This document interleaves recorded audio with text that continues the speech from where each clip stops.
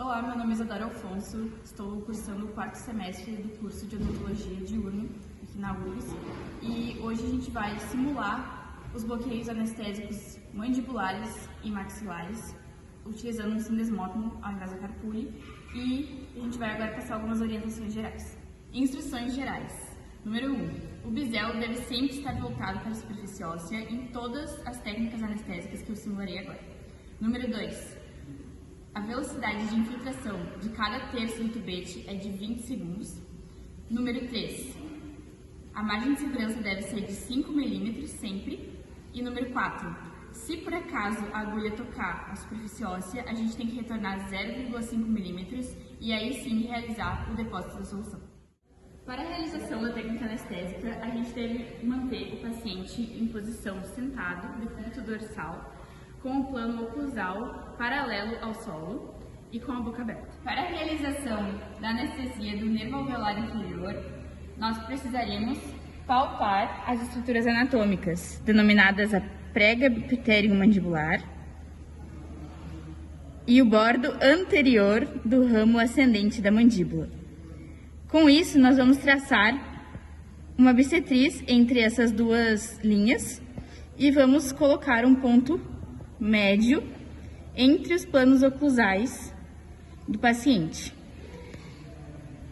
Nisso, nós vamos pegar a carpule, que vai estar apoiada na comissura contralateral, e vamos colocar nesse ponto do lado interno da bissetriz, inserindo a agulha 20 mm e inserindo 2/3 do tubete por 40 segundos.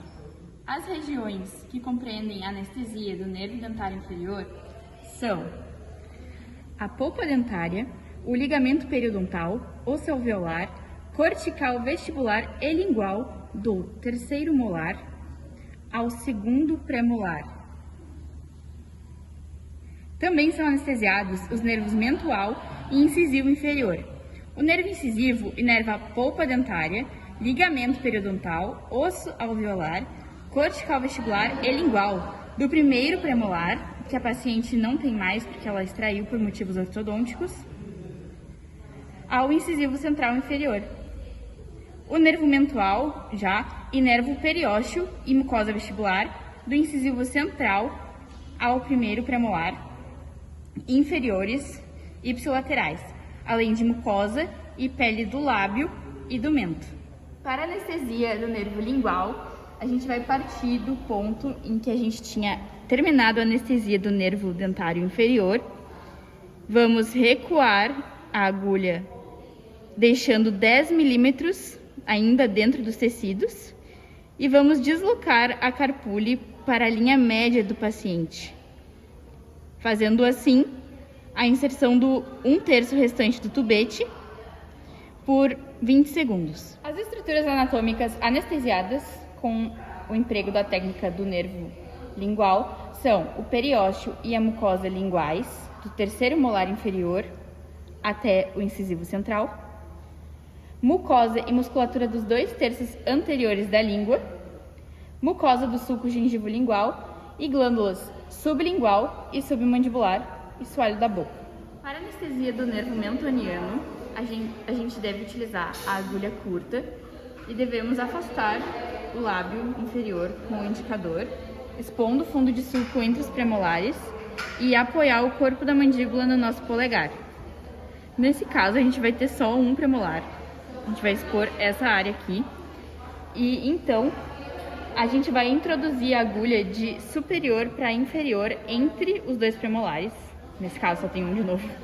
Após introduzir cerca de 5, 6 mm da agulha, a gente vai injetar 1/3 do tubete por 20 segundos.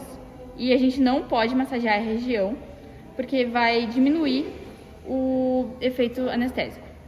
As áreas anestesiadas pela técnica de anestesia do nervo mentoniano inerva o periósteo e mucosa vestibular do incisivo central ao primeiro premolar, inferiores e ipsilaterais, além de mucosa e pele do lábio inferior e pele do mento. Dessa forma, é anestesiado o nervo incisivo, que inerva a polpa dentária, ligamento periodontal, osso alveolar, cortical vestibular e lingual do primeiro premolar ao incisivo central. Para anestesia do nervo bucal, a gente utiliza agulha curta, se a gente for anestesiar somente o nervo bucal, ou agulha longa, se a gente já tiver anestesiado o nervo dentário inferior, já tiver com agulha longa na seringa. Então, na execução da anestesia do nervo bucal, a gente vai palpar a linha oblíqua externa com o indicador. A seringa carpúleo deverá estar apoiada no plano oclusal superior ou paralela ao plano oclusal.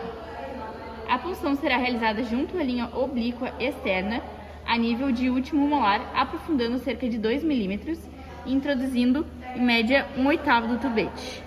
As áreas anestesiadas por essa técnica são periósteo e mucosa vestibular do terceiro molar inferior ao segundo premolar inferior, músculo bucinador da bochecha e porção inferior da mucosa jugal inferior ipsilateral.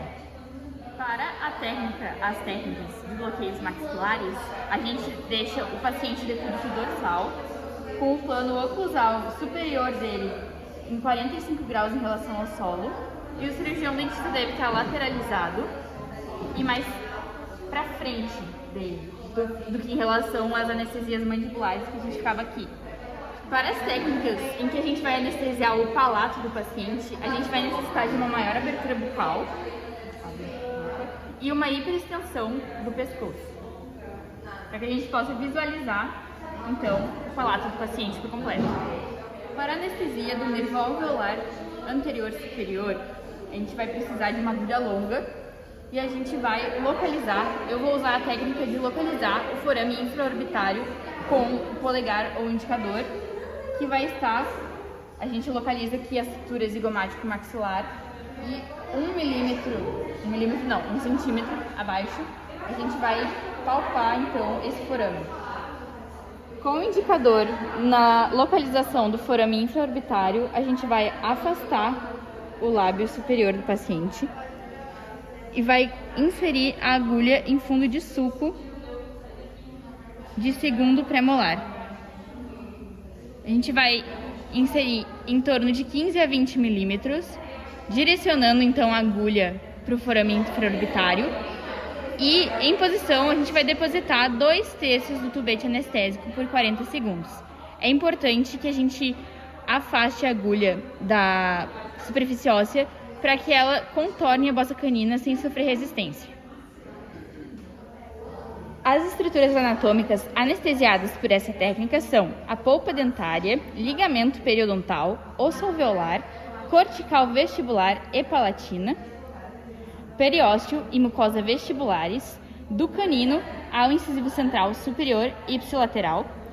E pela difusão anestésica, a gente também pode estar envolvendo as áreas sensibilizadas pelo nervo infraorbitário, como a asa do nariz, lábio superior e pálpebra inferior. Para anestesia do nervo alveolar superior médio, a gente pode pegar uma agulha longa ou curta e o profissional deve afastar a região jugal com o dedo indicador ou odontoscópio, expondo a região de fundo de sulco entre os premolares superiores. A agulha, então, a gente vai inserir num sentido inferior-superior, paralelo ao longo eixo dos dentes. Cerca de 10 milímetros de inserção, e a gente vai colocar 2/3 do tubete anestésico. As estruturas anatômicas anestesiadas por essa técnica são polpa dentária, ligamento periodontal, osso alveolar, cortical vestibular e palatina, periósteo e mucosa vestibulares dos premolares superiores, além da polpa da raiz mesiovestibular do primeiro molar superior. Para anestesia do nervo alveolar superior posterior, devemos pegar uma agulha longa e afastar a mucosa jugal do paciente com o dedo indicador, expondo a região de fundo de sulco do segundo molar superior.